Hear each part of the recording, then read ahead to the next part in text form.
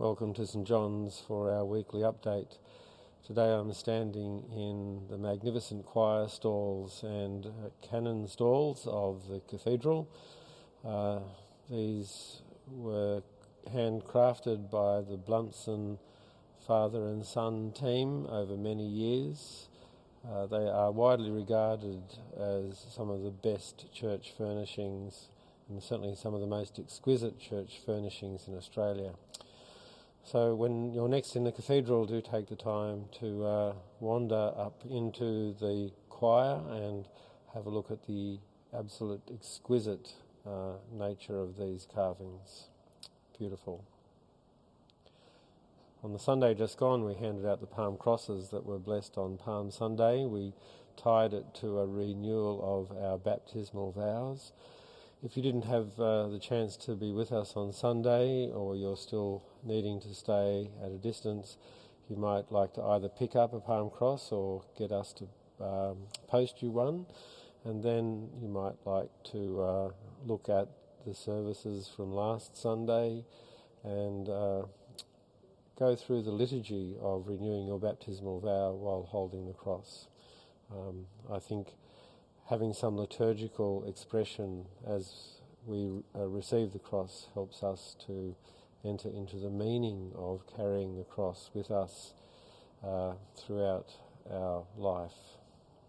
On Sunday coming, we're going to be celebrating the feast of St Francis as the season of creation draws to a close. As part of that, we'll be offering our annual blessing of the animals. You're welcome to bring your animal with you to worship at 11:30 on Sunday. If your animal is one that doesn't travel well, you might like to bring a photo. We can still say a prayer for you and your companion and bless that relationship and bless all creatures great and small. Also on Sunday we will be offering the next of our labyrinth walks. It will be offered virtually because of the way the COVID restrictions affect the way that we can do such things. Blair Martin does an incredible job of putting these labyrinth walks together, and so you'll be able to find a link to that walk on the Cathedral's What's On page. The link will become active at about 11:15 on Sunday. And you'll find also links to a finger labyrinth that will allow you to participate as Blair guides you, and also some walking notes. And later on Sunday evening, we have the last of our mystics, theologians and God-botherers for the year. On this occasion, we're exploring a fantastic person, Frank Coldrake. Frank was meant to be Archbishop of Brisbane but died just before he could be enthroned. But his life is absolutely fantastic. Worked for the ABM and spent time in Japan shortly after the bombing of Hiroshima and Nagasaki. A truly intriguing story.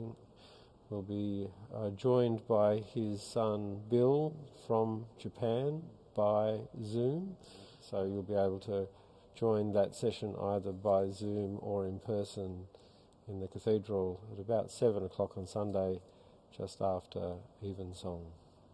Saints on a Mission is one of the new ministries that has emerged out of the COVID-19 experience. Blair Martin used to offer a reflection early on a Friday morning called Wine Before Breakfast. We haven't been able to offer that during the COVID times, so Blair has developed a new ministry called Saints on a Mission, and that's offered every Friday at 10:30. He does a fantastic job. It's offered virtually through Zoom, and you'll find links to that on the Cathedral's What's On page. On Wednesday of this week, we have Wasting Time with God. I mistakenly said it was going to be on this current week. This week is just coming to a close. It's one of the tricks of the way the weeks move around, of course.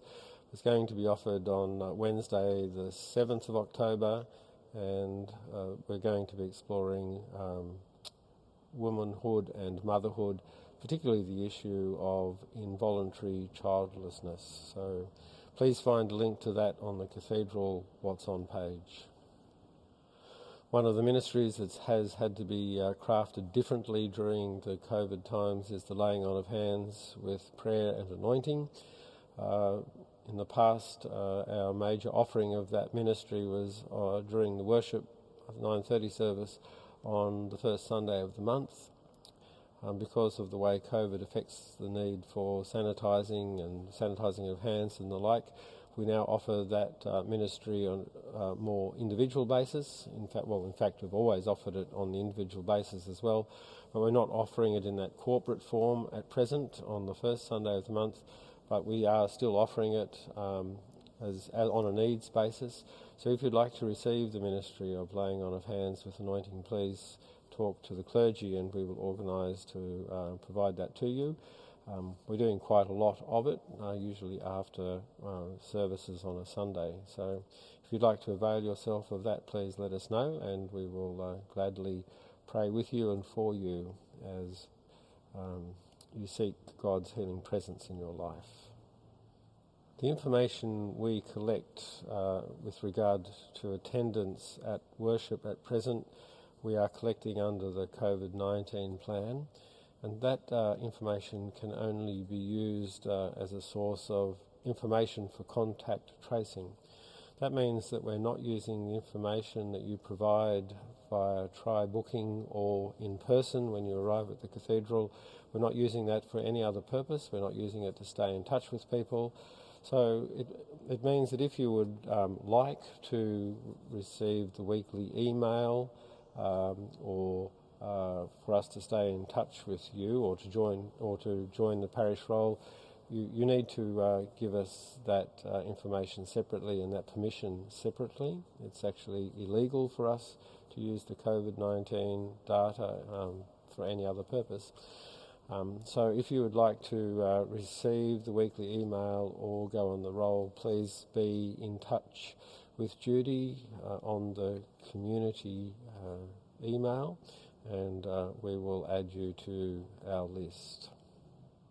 There's also a separate email list for people who are interested in our meditation group. That group receives a specific email each week about what's happening in terms of the meeting of the meditation group and also a short reflection piece. So if you'd like to receive that email, please let us know. And so to community celebrations, of which there are a lot this week. So lots of parties and lots of cake. We wish happy birthday to Ingrida Cruz, Elizabeth McConnell, Lainey Hancock, Lloyd Hodgkinson, Glynis Jenkins and Mavis Ralph. Happy birthday to all of those people. Once again, thank you for your support. Thank you for the communication you make with us. Thank you for the way you are caring for one another. It's always heartening to hear the stories of how members of the community are looking out for one another and looking after one another. Peace be with you.